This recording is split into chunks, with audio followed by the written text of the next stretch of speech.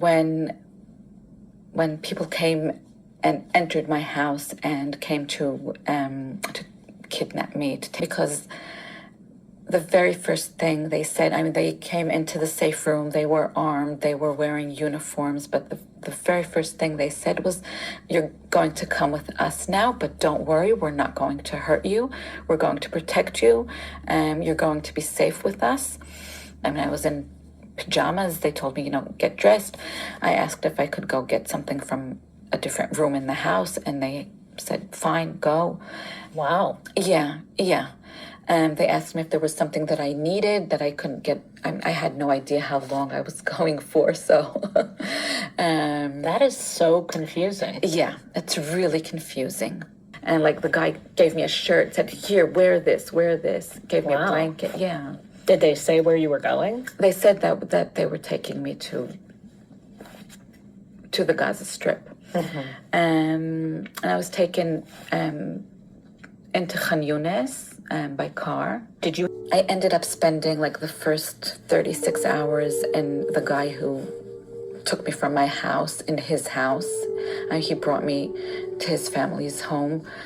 His mother and his sister just took really, really good care of me. They realized that I was in shock and that I was terribly upset. What do you mean they took good care of you? They washed my clothes. They gave me a change of clothes. They, told me, "Go take a shower." They fed me. Said, "You need to eat. You need to rest." They understood that I was going through something terrible, that I was worried about my children. I didn't know what had happened to my children or to Aviv.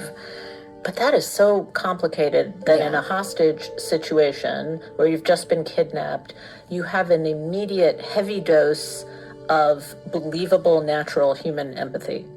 Sometimes it's manipulative, you hear all kinds of stories, but this sounds like an easy, believable female dose of empathy. Yeah.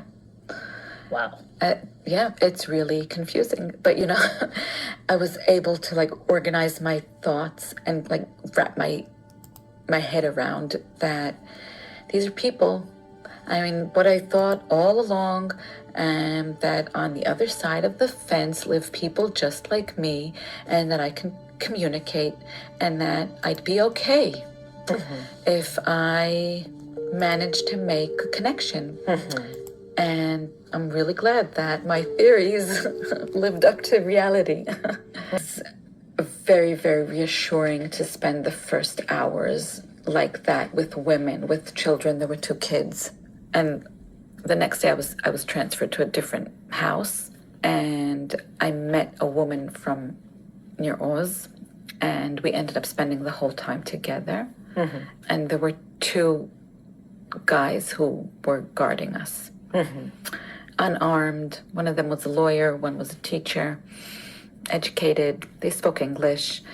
They were active in Hamas. They were very, very religious. But they made a huge, huge, huge effort to make us feel safe and to communicate with us. Obviously, it's not an easy thing to go through. It wasn't as horrible as it could be. And I know that I was incredibly lucky. I was going to say, there's some part of you that feels guilty. Yes, something conflicted in some way about this. But then I got the feeling that these people were genuinely interested in really protecting us, that they weren't going to hurt us, that they believed that what Hamas wanted to achieve was a deal, a hostage, that they'd taken hostages to have political prisoners released. Evenings, when things started to quiet down, so it was really important to our captors that we be quiet. And they were afraid that people in the street would find out that we were being held there. Because they didn't know the people on the street, and they couldn't control how they would react to seeing Israelis. Yeah, they were afraid that we would be attacked. Which is also strange, because then they're in a position of being they're protective. Yeah. The thing that frightened me the most was that there would be a bombing or a missile attack, and that they would die and I'd be left alone. Left alone with a crowd and no Yeah, one to yeah, protect you. yeah. That's weird because that is a form of bond. Like, Yeah, I actually really need you. No, 100% dependency on them. They kept saying, you know, our job is to protect you and keep you safe and healthy until you're released in a deal. I mean, they kept saying that from day one. They'd get up to pray at like between 4 and 5 in the morning. So like I kept waiting for to hear the muezzin calling everybody to prayer. So that was like the beginning of the day. Our days were like filled with, you know, tiny tasks. Did you learn anything about them? Yeah. We spoke very freely. They told us about their families and about their lives, their regular lives. We spoke a lot about politics. I asked them why they had joined Hamas and not one of the other organizations, what they thought would happen in the near future, how they thought that the war needed to end, if it needed to end. We spoke a lot about history. They know a lot about Israel. And what was the version of Israel that got reflected back to you? Because you probably don't often hear a Gazan's vision of you and your country in such fullness. So what was the mirror? Like, what did you see? Well, a very, very religious, fundamentalist, messianic worldview. They kept saying that from the river to the sea, it should all be a Palestinian state, and that all the Jews should leave. And there was a difference between the two of them. One of them was, I think, was more religious, was less willing to compromise. And one said, you know, well, yeah, maybe a two-state solution has to be a solution, at least temporarily. And what many Israelis say about the Palestinians, oh, they have so many countries, why don't they go somewhere else? And no, they don't want to be Syrians, Egyptians, Jordanians. They're Palestinians from here. And I think they sort of had the same, they related to Jewish Israelis in the same way. And why don't you, they kept asking him, why don't you go back to America? Why did your parents ever come to Israel? Why do you feel that this place belongs to you? What ideas did they have about the Holocaust? They didn't really know. They knew, like, they'd heard about Hitler. They knew that there had been ghettos, but they didn't really know what had happened. So they asked. I explained, and they said, it's terrible. I think, yeah, it's pretty terrible.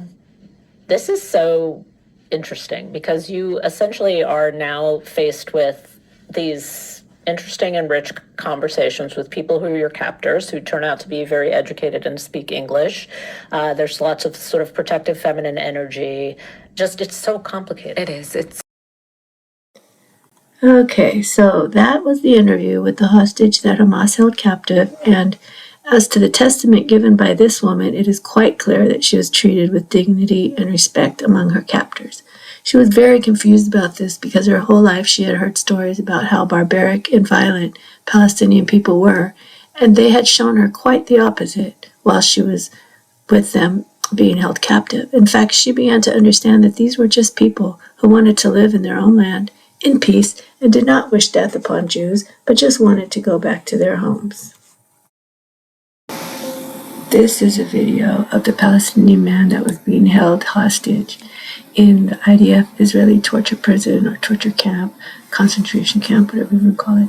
The soldiers raped him with a steel pipe, and so bad that he had to go to the hospital where he died from his injuries. This is the undercover footage of that event, and this is not an isolated incident. This happens on a regular basis. Hardly any of these hostages are going to make it out alive. Palestinian detainees lay down on the floor handcuffed. Here's a group of soldiers from Force 100, a unit guarding the facility in the prison. They take the Palestinian to a corner, and the Israelis are aware of the camera, so they're trying to hide their actions by putting their shields up. The footage shows soldiers committing sodomy and rape. Later, the Palestinian man is transferred to a hospital bleeding.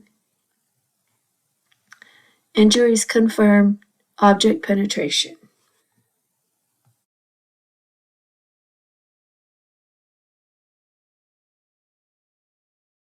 When the Israelis jail 9 soldiers for raping Palestinian prisoners, Israeli citizens rise up and say that the Talmud interpretation of a Jewish law says it's not a crime to rape non-Jews and that these men should be freed. Not only that, then they sent hundreds of people to the Palestinian prisons demanding to be allowed in so they can rape the Palestinian prisoners because they're permitted to under Jewish law. This led to a near civil war in Israel where soldiers were facing off against soldiers. This isn't bad Hollywood movie. This isn't the preface to some sort of zombie apocalypse. This is reality happening in Israel right now. Our ally. We claim that Israel and America is alike in many ways. I don't know, when was the last time 500 American citizens stormed a state prison saying we need to be allowed in to rape the prisoners because we're permitted to under our religious beliefs. So that's happening in Israel as we speak. The 9 soldiers were released now from custody. They're not going to be charged with a crime because apparently in Israel, raping prisoners is no longer a crime. And that was Scott Ritter, former UN's weapons inspector. And now we have just a few quick pictures of what the hostages being released from Hamas look like when they're coming out of captivity. You can see they all look very well taken care of. They look well fed. They've got like smiles on their faces. They have blankets wrapped around them. They look a lot different than the hostages being released by Israel. That's all I'm saying. If in comparison, I think I'd rather be held by Hamas than by Israel.